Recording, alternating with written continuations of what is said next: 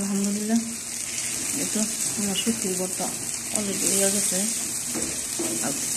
আজকাল এত বেশি জাল দিতাম না।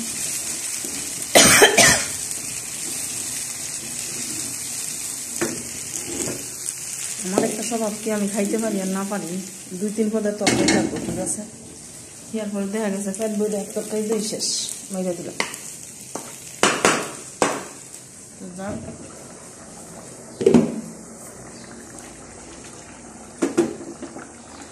এই কয়দিন আর রাঁধতাম না,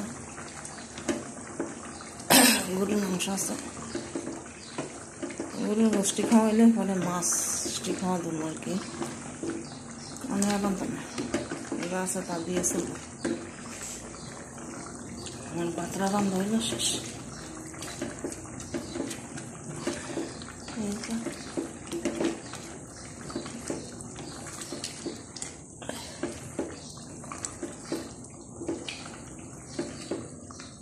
আলহামদুলিল্লাহ, খালি টেনশন লাগবে।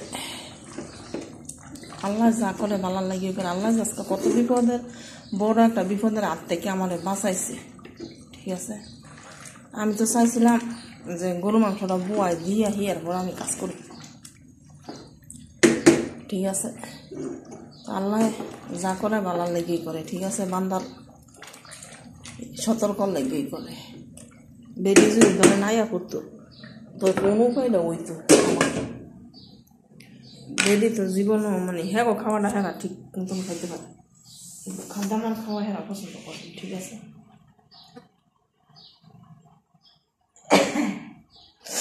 হ্যাঁ খাওয়াটা হ্যাঁ ঠিকই পছন্দ করে। এখন বাচ্চা হইলে মাকড় রইলে আমার যাবে না শেষ, কখন রইলে, ঠিক আছে।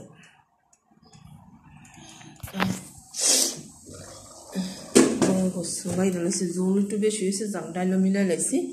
এখন আর কয়দিন ডাইল খাওয়ানো লাগবে না। দেখা গেছে বস্তাটা মনে হয়, তাহলে বস্তাটা মনে হয় পানিতে ভিজছিল, ইয়ে লাগে মানে কালারটা খালি মানে বাইশে ওঠে। এখন আমার যা আছে তা দিয়ে আলহামদুলিল্লাহ রান্না লাগাচ্ছে। আগামী সপ্তাহে এই সপ্তাহে রান্না রাঁধবি, যদি একটু মাঝে মধ্যে গরম টরম করি নাইলে না।